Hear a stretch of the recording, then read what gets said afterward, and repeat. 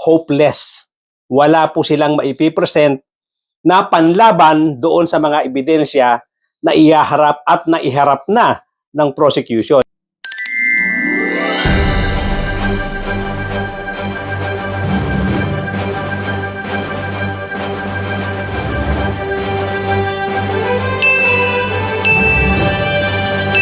Tuloy-tuloy na po tayo sa ating topic for today. Lalong may hirapan itong si Kaufman sa pagdepensa pag nagsalita na itong mga insiders na mga witnesses, dating mga insiders na mag-witness against Digong Duterte na sila Las Cañas, sila Matobato, at itong si Colonel Royina Garma. Na ang alam ko, nandiyan na silang lahat sa dahig para mag-testify at sabihin nila ang kanilang nalalaman tungkol dito sa dati nilang boss na si former President Digong Duterte at mula pa nung mayor si Digong Duterte. Kaya sabi ko nga, nagmukhang vlogger. Kung napanood ninyo, ito mga argumento nitong si Kaufman, si Attorney Kaufman, para lang siyang isang DDS. Yung kanyang mga argumento, parang isang DDS vlogger na nagre-report na naninira kung kani-kanino, binanatan si PBBM, binanatan yung mga ebidensya na i-present, etc. Na kesyo wala naman daw basihan. Ang dami mga sinabi na walang kalaman-laman. Ang dami niyang argumento na walang saysay, na hindi mapapakinabangan diyan sa pagdepensa sa ICC, diyan sa kaso ni Digong Duterte. Kaya nga sinasabi natin na sayang ang ibinabayad dito. Sinasabi niya pa na itong si Digong Duterte ay simpleng buhay, na isang mahirap. Pero again, inuulit ko, paano kang binabayaran kung itong si Digong Duterte ay isang mahirap? Kahit saan mo tingnan na anggulo, wala talagang binatbat itong kaso, itong depensa ni Kaufman para dito kay Digong Duterte. Ngayon, bakit tayo nagsasalita ngayon? Ito naman, tungkol naman ito kay Sal Panelo, na naandyan dyan sa dahig para maging mga chuchua.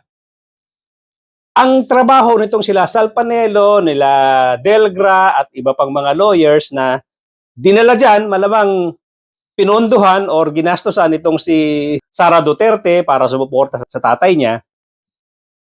At ang isang trabaho pa nila dyan na nakikita ko ay maghasik ng propaganda. Kasi wala po silang ikokontra talaga. Wala talaga silang kayang i-present. Wala silang maipipresent na counter evidence na maglilibre or magsasabi na itong si Digong Duterte ay walang kasalanan. Kaya itong sila Sal Panelo na andyan dyan para lang maghasik ng propaganda. Gaya na nga nung interview sa kanya. Attorney Sal! Sir, I'm so sorry. Very quickly, live on ABS-CBN. Sorry, ma'am. Mabilis lang, super mabilis lang. Sir, your reaction dun sa first half ng trial, ng hearing, dun sa confirmation of charges ng dating Pangulo, ano po yung initial thoughts nyo dun sa mga naging argumento ng prosecution at ng defense? Gaya ng sinabi kong paulit-ulit, kasi marami na nag-interview sa akin, yung prosecution, ang mga nilatag nila doon ay a repetition of the false narratives they've been dishing out all this year based on surmises, allegations, hearsays, na wala namang kaibibidensya. Tingnan nyo, sinabi nitong si Sal Panelo. Ito yung si Sal Panelo, ang yabang nito eh. Na pag ikaw, meron ka argumento at natatouch mo yung parte ng about law, bablangkahin ka niyan, babarahin ka niyan, sasabihin niya, hindi ka naman abogado eh. Gaya ng ginawa niya sa ibang mga senador, ibang mga congressmen na nagsasalita tungkol sa batas na hindi naman abogado. Akala niya, siya na ang pinakamatalino. Akala niya, yung mga lawyer lang ang may karapatang magsalita tungkol sa opinyon sa batas. Wala kang binatbat, Sal Panelo. Huwag kang magsasalita na akala mo, alam mo lahat. Gaya ng ginagawa mong pambabara doon sa mga opinyon ng mga non-lawyers. Ngayon lang, abogado ka. Abogado ka, okay? Naandyan ka sa dahig. Yung mga pinagsasabi mo doon sa interview, walang kalaman-laman. Surmises, allegation, natural allegation talaga yan. Hindi pa naman siya nakukonvict, natural, mag-a-allege ka. Maggagawa ka ng mga allegation laban doon sa dinidemanda mo, hindi ba? Anong lumalabas sa bibig mo na allegation lang yan? Natural. Allegation talaga yan. Tapos sasabihin mo na mga walang basihan, wala namang ebidensya. Yun na nga, pakinggan mo yung sinasabi ng amo mo na umaamin mismo na siya ang may kasalanan diyan sa EJK.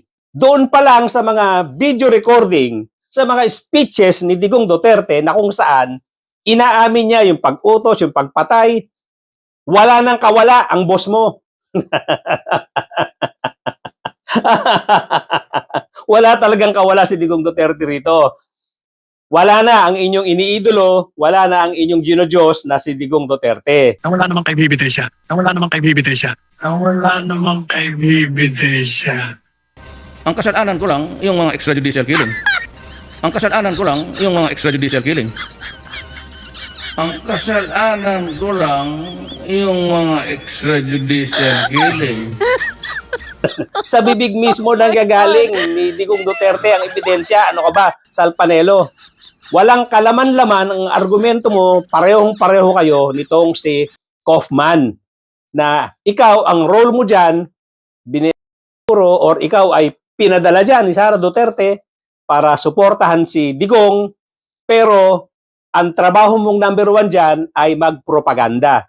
Kasi hindi afford ng kampo ni Sara Duterte na tuluyang masira ang kanyang candidacy. Kaya nandiyan kayo para ibangon puri dahil maglalabasan yung mga ebidensya, katulad na nga ng ginagawa ng mga lawyers na Pinoy at ng mga prosecutors na banyaga na naglabas ng mga katakot-takot na ebidensya at mga allegations na makatotohanan. You mentioned earlier na gusto nyong i-mention ng defense yung isang Yes. point na hindi pa na-raise, which is Kasi unang-una, yung mga raise ng mga prosecution, sinagot lahat yun ang defense. Maganda yun. Pero kahit na maganda yung pag-raise ng defense, gusto ko sana questionin nila jurisdiction ng hukumang ito.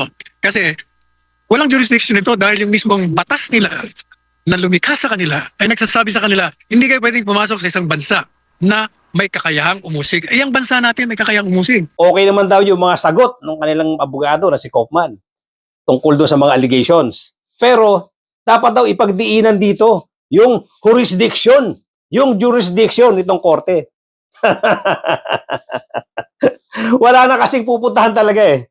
Dapat talaga ang tingnan mo na lang dito yung yung mga hindi na kailangan idebate yung ebidensya. Kasi pagdating sa ebidensya, wala silang kalaban-laban. So ngayon, ibinabalik niya sa jurisdiction. Jurisdiction daw ang dapat tanungin dito. Mr. Salpanelo, hindi ba pag gumawa ka ng mga pleadings, gumawa ka ng mga pleadings sa korte, hindi ba submission na yan? Hindi ba nagsasubmit ka na ikaw ay tinatanggap mo nasa jurisdiction na ng korte? Kaya ka nga nagre-request eh. Kaya ka gumagawa ng pleadings.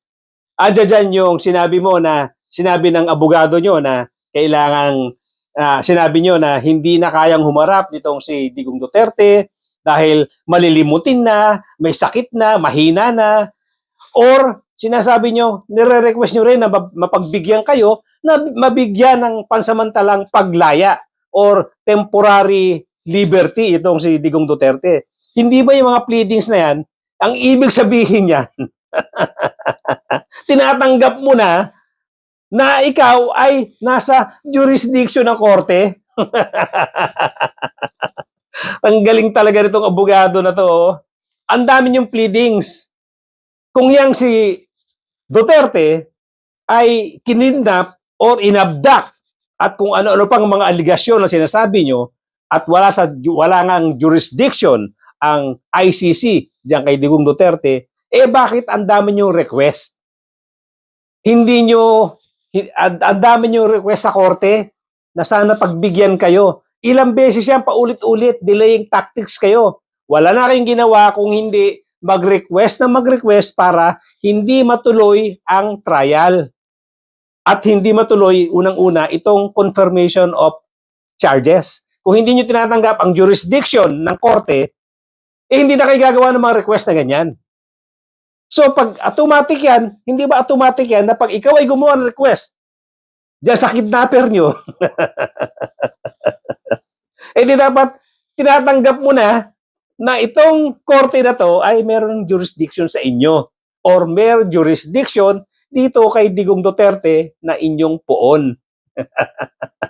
So yan ang nakakatawa sa mga banat nitong si Sal Panelo. So lumalabas talaga mga kapatid, mga kababayan. Hindi na nila alam masasabihin. Kaya ang gagawin mo lang diyan, maggawa ng mga propaganda para hindi masyadong lumubog ang panibago mong amo na si Sara. At lalong-lalo na sa Lunes, mag-uumpisa na yung hearing naman doon sa impeachment cases nitong si Sara Duterte. Pilit niyong isinisave ang candidacy ni Sara Duterte, pilit niyong isinisave yung mukha niya sa kahihiyan dahil maglalabasan ng mga ebidensya. Kayo naman, mga kapanalig, yung mga ginagastosan nitong si Sara Duterte para i-promote siya, para kontrahin yung mga lalabas na mga ebidensya laban sa kanya, kayo ang papalaganap ng mga walang kakwenta-kwentang mga propaganda. Hanggang dyan na lang kayo. Pagdating sa ebidensya, wala kayong kalaban-laban. Ang gagawin nyo lang, puro propaganda. Kulong itong si Digong Duterte at susunod na sa kulungan itong si Sara Duterte na inaasahan ng mga DDS na siyang magliligtas kay Digong Duterte. Hindi na mangyayari yan dahil patong-patong ang kaso ni Sara sa ombudsman bukod pa diyan sa impeachment cases niya. Kaya mga DDS, mag-isip-isip na kayo bakit ganyan kayo kung sumuporta. Kayo ay mga blind followers daw. Sabi nga ni Sal Panelo, sa bibig niya nang galing yan, kaya lahat ng kinikilos ng mga Duterte family ay full support kayo kahit na mali-mali na ang ginagawa. Ang tawag ni Sal Panelo dyan, mga blind followers. Sa kanya nang galing yan, hindi sa akin. Pero, ito ang katotohanan. Wala nang ligtas si Digong Duterte at itong si Sara Duterte, hindi na rin makakaligtas dito sa mga kaso niya. Yan po ang katotohanan. Thank you so much mga kapatid, mga kababayan, for joining me today. At doon po sa mga bago lang sa aking channel, kindly subscribe, kindly hit the notification bell, pati na rin po yung like button. Mag-comment po tayo. Iparating natin dito sa mga Dutertes, dito kay Sal Panelo, sa mga DDS, yung ating point of view tungkol dito sa kaso nila. At pakishare na rin po nang sa ganun matulungan ating munting channel. Thank you so much, ladies and gentlemen, at mga kapatid, mga kababayan. Magkita-kita po tayo muli.